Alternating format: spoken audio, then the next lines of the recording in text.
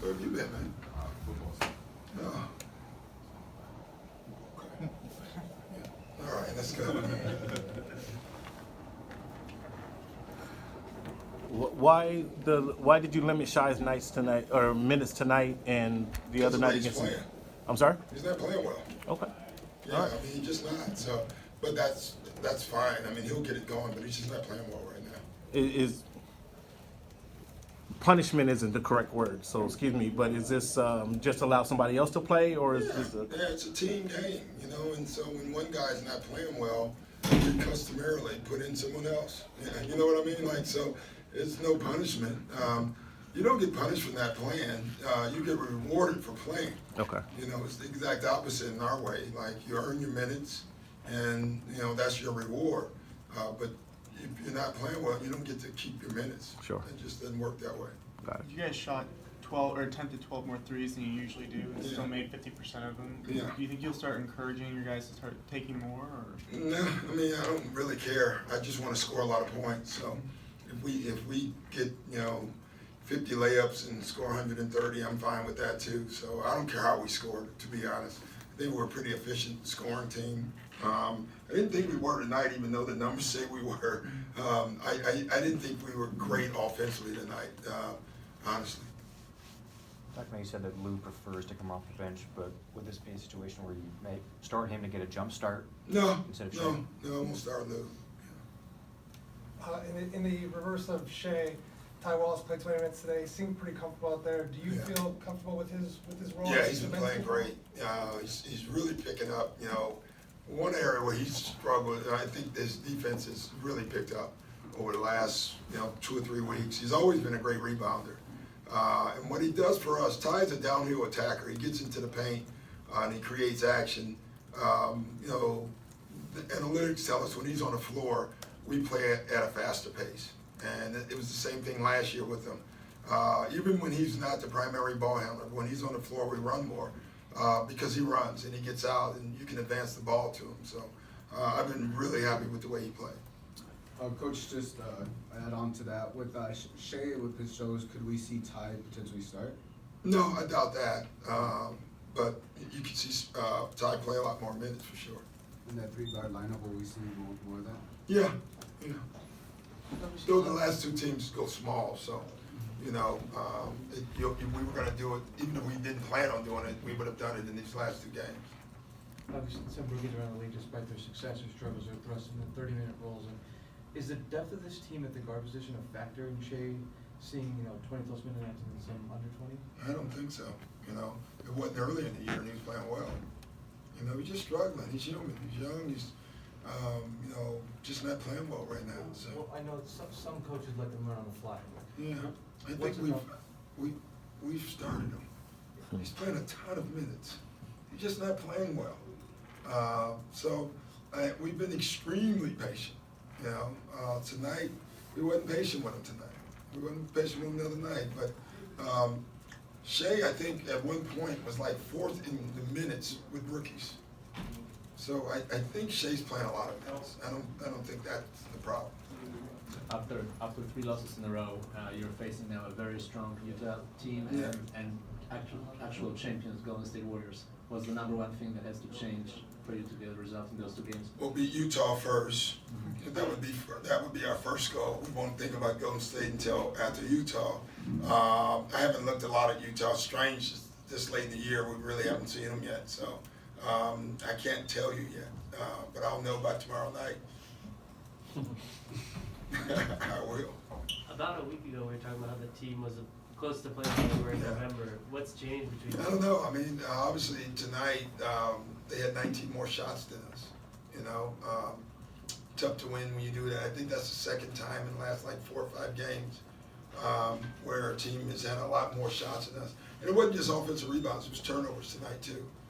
So when you spot a team that wants to run, you give them offensive rebounds and you turn the ball over. It's going to be tough to beat them, and it was tonight. Ty made his first 3-pointer of the season today. I know it's something that he's always working on in practice.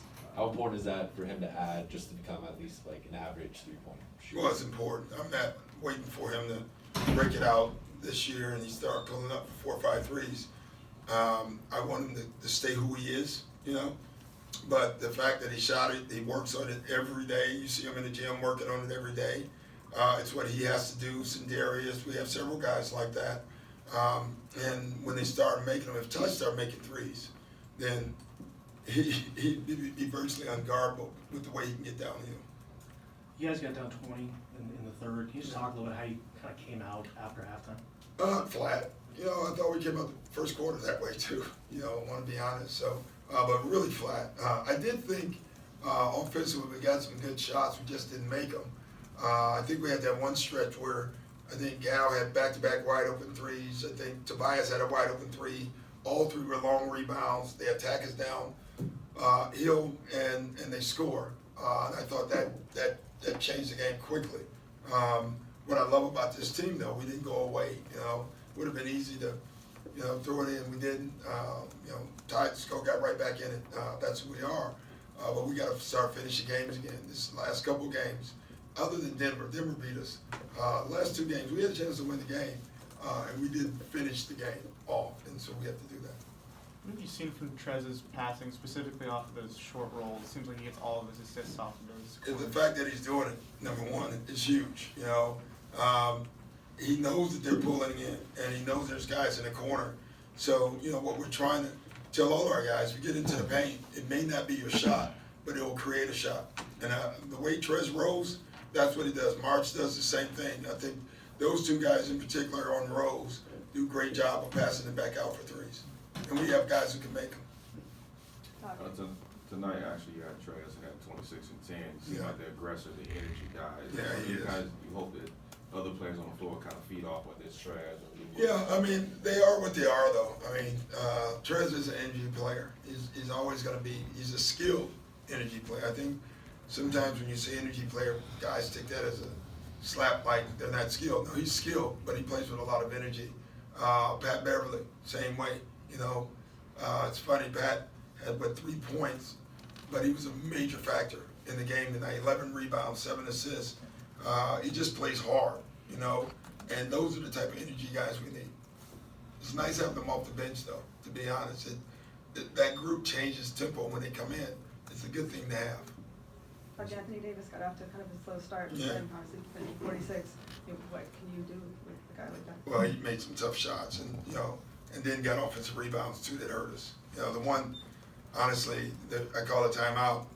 It was 3 guys that had him under the basket, and he came up with the ball. You know, but the lesson there is all 3 of our guys jumped, and I asked them which one of them thought they were going to out jump Anthony Davis. At what point did we think that was going to happen? You know, so you got to hit him.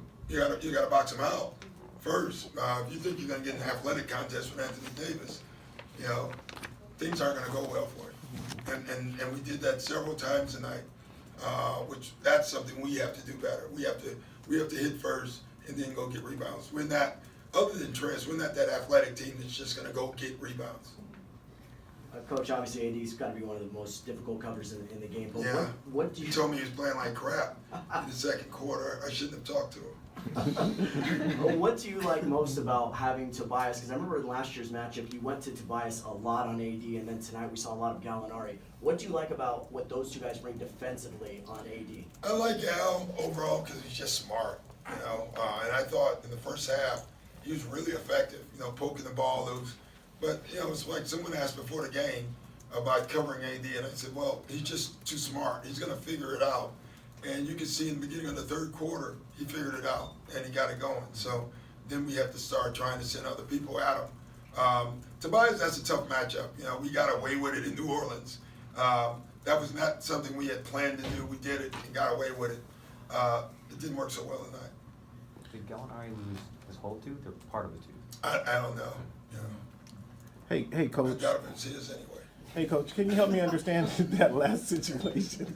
I just got that. Can you help me understand that last situation? Did you instruct the team to foul with seconds left on the clock? I think it was 13 seconds left on the clock. Did you instruct the team to foul? I don't remember now. We fouled a couple of times. We want to try to pop a still first and then foul.